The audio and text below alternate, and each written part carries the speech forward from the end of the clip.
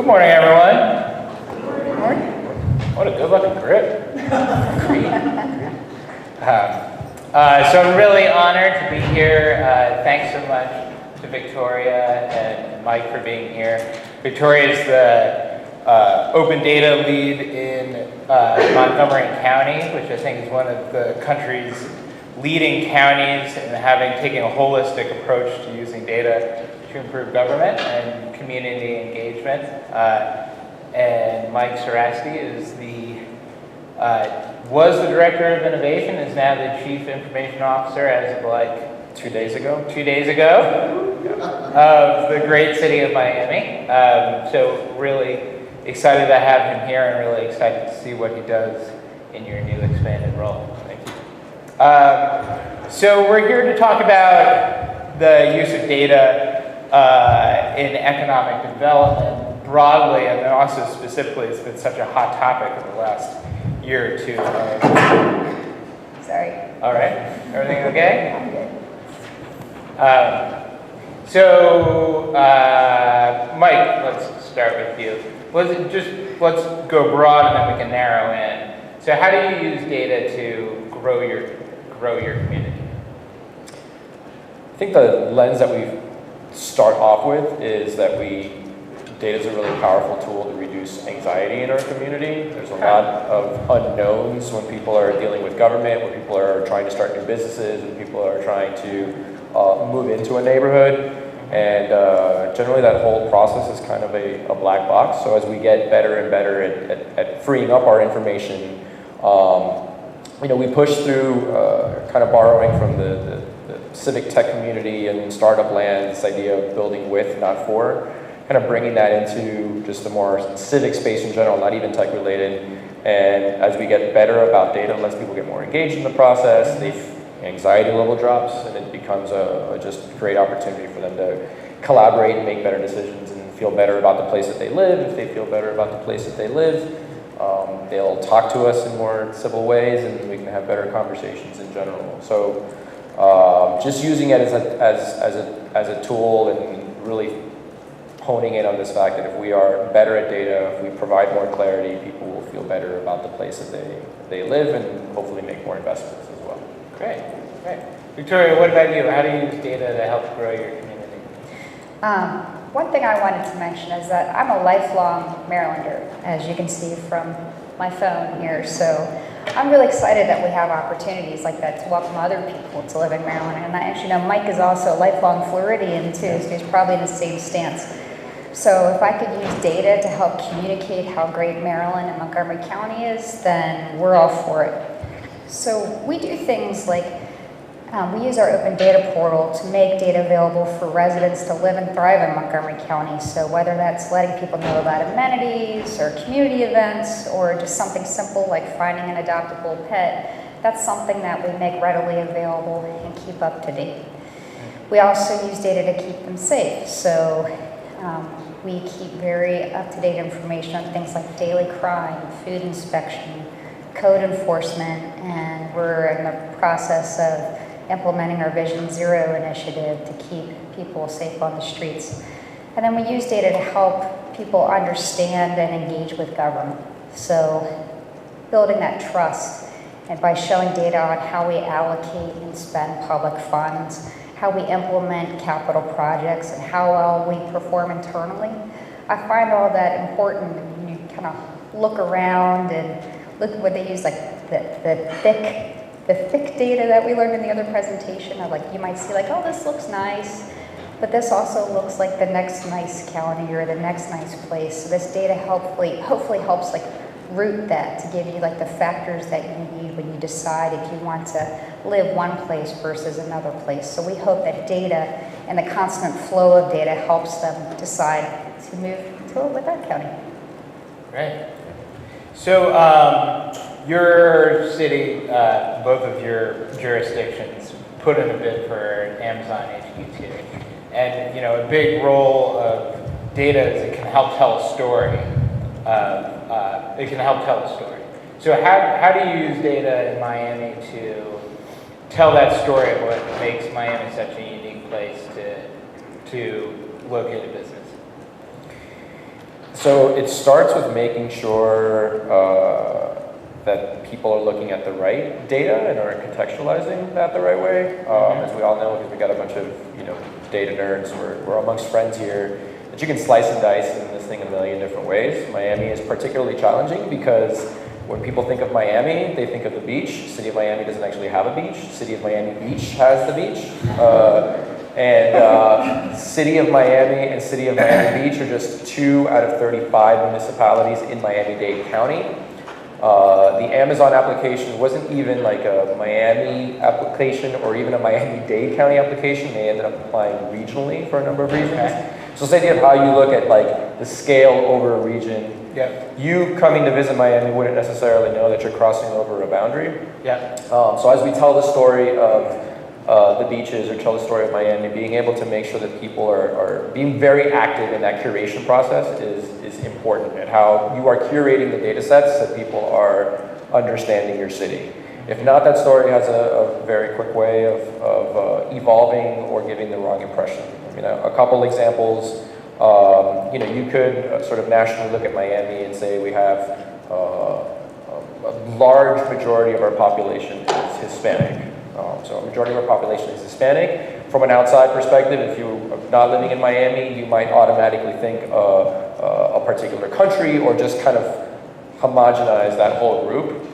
Really, that story is a lot more complex in Miami. I'm half Cuban, half Colombian. Venezuelans are around. I mean, all those groups are distinctly very, very different. So to talk about Miami when you're kind of looking at these data sets and say, oh, Miami's got a lot of Hispanics, would be true, but not necessarily complete or give you the context. I think we both enjoyed, the thick data discussion yesterday was about getting really, really close to that human experience and really telling the true stories and driving what's happening on the front line. So being very active in that curation and really delivering on that nuance, I think, is really important. Okay. What about you, Victoria? Yeah, I had a Nokia flip phone. I remember just thinking that was like the best thing ever, like 10 years later, who would know?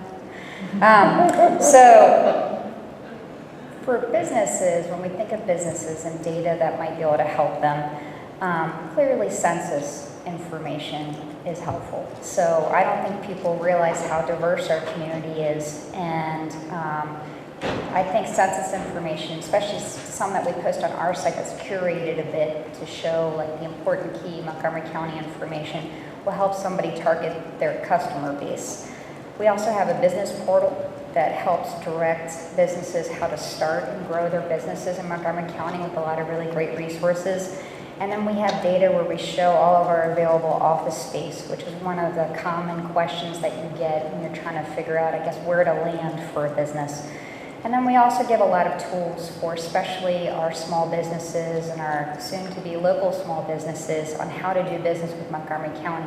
Because we have a $5+ billion budget, so we are also good clients for somebody to have. So we have open data sets on active contracts that we have, on active solicitations, and information on how to apply for them. And that's updated on a daily basis, so it's really helping, start that story to get them business now. And we're prototyping a way to provide direct access to county data and information for businesses at any time through AI. So we've pretty much finished prototyping an Alexa skill to help businesses get what they need and to help and build and grow their businesses anytime at night. One thing we learned from another government in California was that they had really provided a lot of their contract and solicitation information online through this Alexa skill and chatbots, and when they posted it, they found out that a bunch of local small businesses had accessed it at like 2 o'clock or 3 o'clock in the morning. And that was meaningful for us, meaning we can provide them high level a service during the day, but at night, we still want to be able to provide that same type of attractive service so that we can provide them 24/7 support and encourage them to come here. Point piggybacking on that, again, that speaks to if we give businesses all this information, it absolutely reduces the anxiety of starting a business. The other part of that internally is, us being much better and self-aware about the service delivery that we're offering. Socrates has been talking a lot about the next few days, like how being really great internal consumers, kind of the open data discussion sort of started with this external lens, and now how does that make us more self-aware of an organization? I come back to the story like a few years ago. Before I started working at the city, I actually had to help someone open a small business in the city of Miami, and it was single-handedly the worst thing I've ever had to do in my entire life. And I remember sitting in waiting lines and like people walking around and like just feeling like they didn't care. Mm-hmm. They had like no concept that I've just given up days of work to be here. I've been waiting all day. I literally had someone close a window on me at 4:59 p.m. as I've been all day, like with my piece of paper, running down the streets of downtown. And I'm like, sorry, we're closed. And I came in and I remember now kind of with a chip on my shoulder, like, I'm gonna uncover all your data, building department, now that I'm here as innovation officer. And I realized that like, oh my God, it's hard to even blame them because they don't even know how long, they legitimately don't know how bad their problem is internally as a business. I would ask them, well, how long does it take you to, get a fence permit? They're like, 5 days. How long does it take you to get a roof permit? 5 days. 5 days, like 5 days is just the default answer for everything. I was like, no, it doesn't. It takes 21 to do this. It takes 27 to do this. And it takes you 310 days to pull a permit. If you're building a house, it'll take you 310 days to get your permit before you even start building.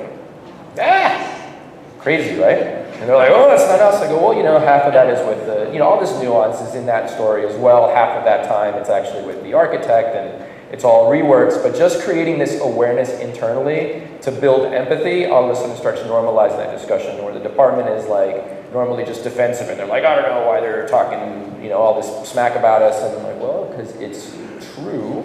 Yeah.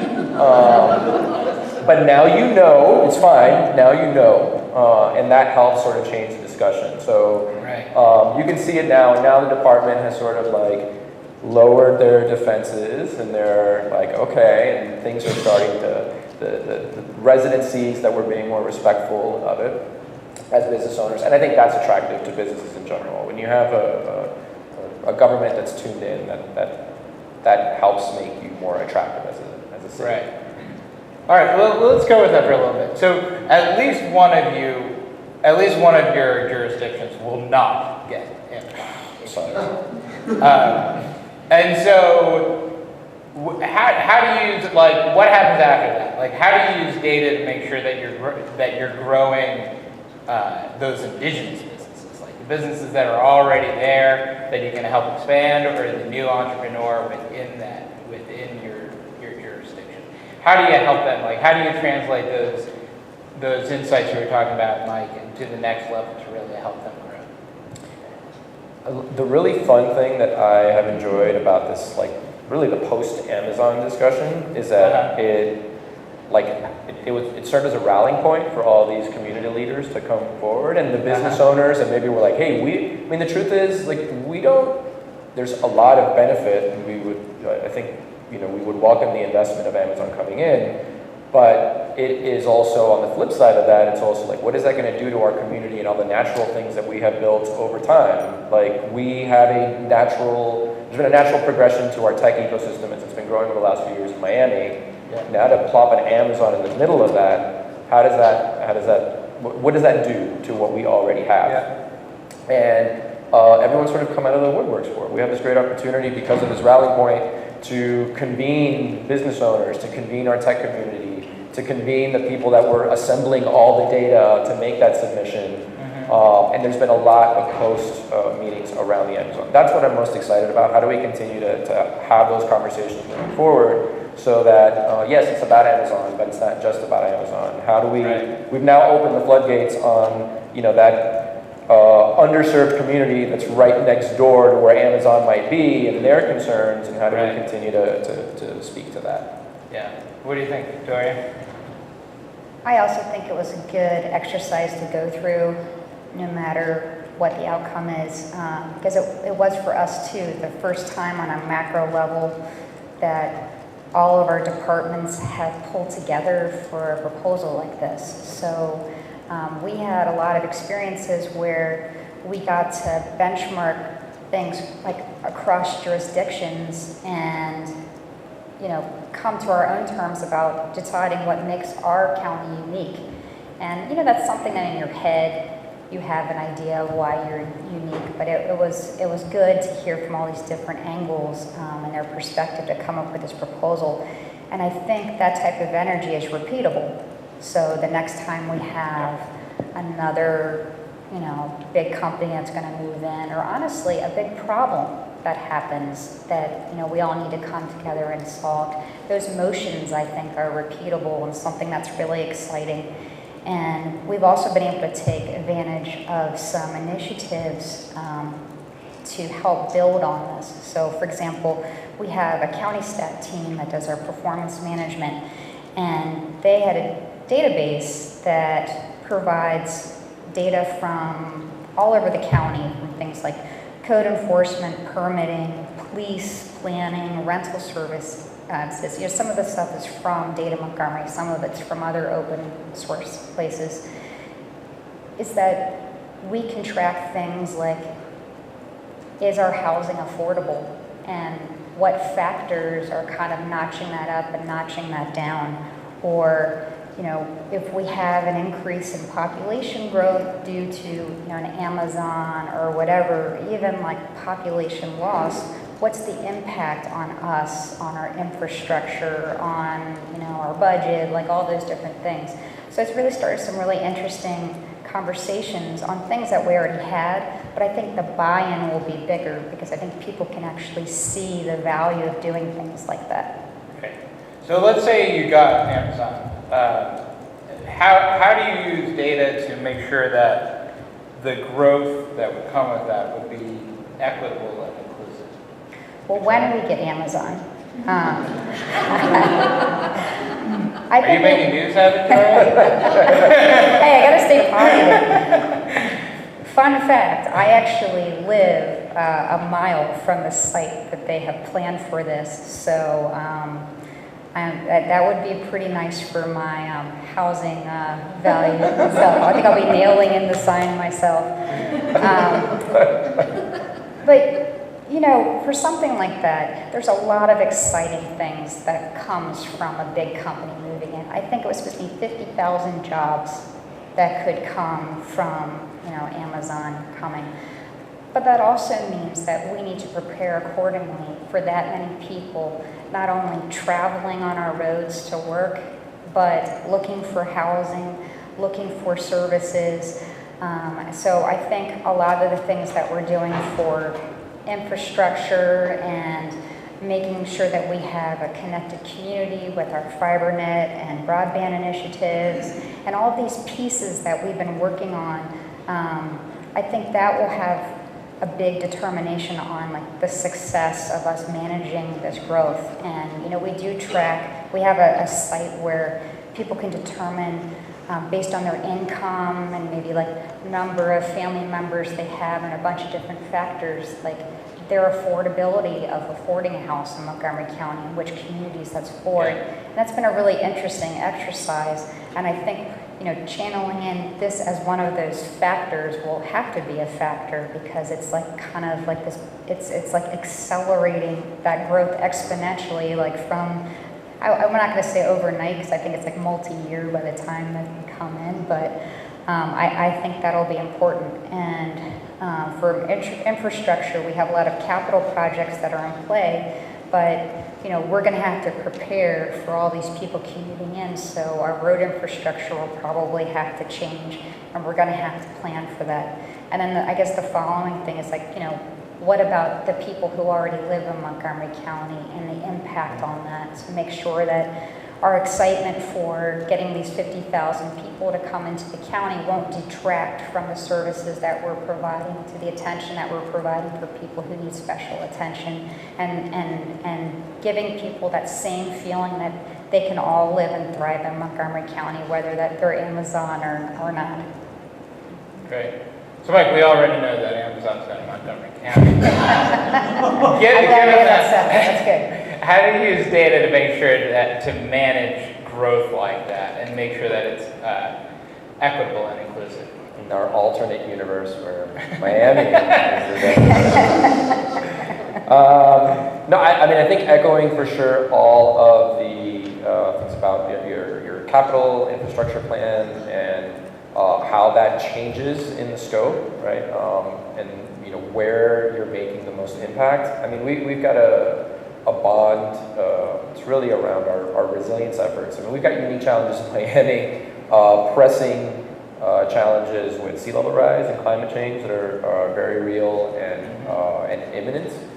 So how, one, does this change those plans, like the people that are being impacted and which projects should get reprioritized as a result of something like this because of the area and the density that this would create in certain areas is really important. Going back to when Amazon shows up, and I think there's an excitement also how a player like that could help us solve some of these challenges and being an active participant in helping us do that. If we're better at also sharing our data with an organization with the size and talent that Amazon is going to bring, how do we also make them good participants and engage them in our most pressing problems, which is where they are now kind of coming to live and play. That I think is a really exciting proposition. The other things that we would need to track in terms of this growth, aside from the infrastructure and all kind of the physical things around it, is also the talent pool that's coming through, and how do we make sure that we are including our residents, that it's not just going to be Amazon is here and now we're going to get a bunch of people from other places. We know that one of our strengths as a city is our diversity, and Amazon, it's something that Amazon cares a lot in the next wherever they decide to go, and we think we have a strong hand in that. But there's a question that if we are not active in that, will Amazon come in and will we actually become less diverse because Amazon's going to bring it's the same people that would be applying to Amazon somewhere else.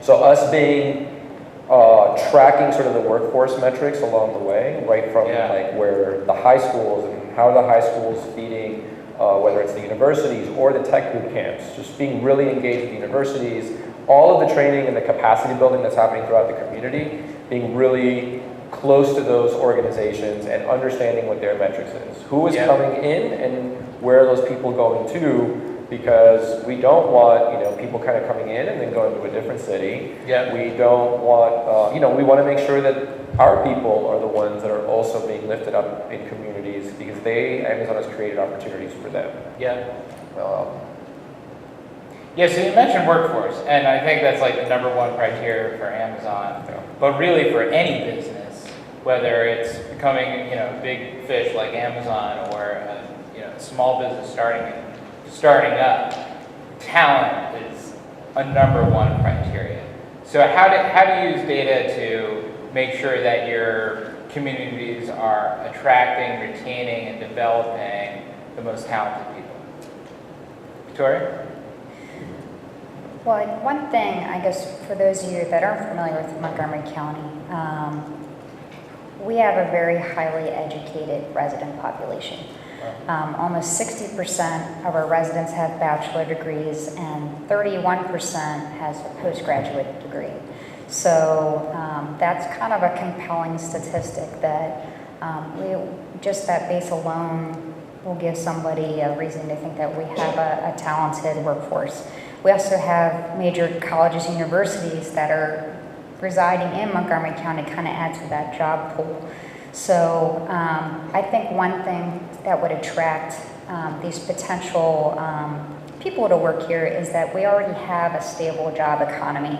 We have a data set that shows the top 250 employers in Montgomery County. I think they would see that we have 18 federal agencies, 32,000 businesses employing 370,000 people, and 44 of the fastest growing companies worldwide. So I think for the Amazons coming in and the labor pool that wants to get to Montgomery County, they would realize that it's not just a one-hit thing. That if they don't get a job at Amazon, there's plenty of other opportunities around. And the other way that if Amazon comes, they don't have to be the people that are supporting the entire economy of Montgomery County, that we've kind of really broadened that. What about you, Mike? Yeah, no, that's an sort of like a holistic idea of what it would mean for an Amazon to come. That people coming for Amazon, that there are other opportunities after, I think is really critical. I think being really, if we're really being data driven in talking to our prospective workforce, it means that we're being really honest about who we are. And less susceptible to sort of the fads in trend and hiring. Like everyone wants to be the next like tech scene that's happening in the nation, and well, you're going to be the next Silicon Valley. And I think a lot of cities have gone through this. In Miami, we certainly did a few years ago, and then we're like, wait a second, we're not going to be the next Silicon Valley. We're doing something completely different here. Yes, there's a vibrant tech thing brewing. But if you really want to look at where our strengths in Miami are, it's probably around things like trade and logistics. When we talk about, we're number one in entrepreneurship in Miami, people tend to think that is like their brains these days go to startups because that's the idea, but really it's like a lot of mom and pops that are just constantly opening up. We're also not very good at scaling, so it could be mom and pops that are opening up, but might be closing and then reopening again and kind of. So being a little bit more honest about where we are and who we are, I think ultimately is going to be the way that we build a better workforce. Because people come in, you're more real, you don't have the disappointment when you move to a place and you start a career and we're great at the hype in Miami. If we're really trying to kind of neutralize that a little bit, still use the energy of the hype, but really be more honest about it. Now you got the best of both worlds. You've got that kind of hustler energy, but you're doing it really with like the weight of something that's real. Mm-hmm. I think marrying those things, I think, is going to be a key to why Miami is going to continue being great. Awesome. So I think that's all the time we have this morning. But thank you all very much, Mike and Victoria.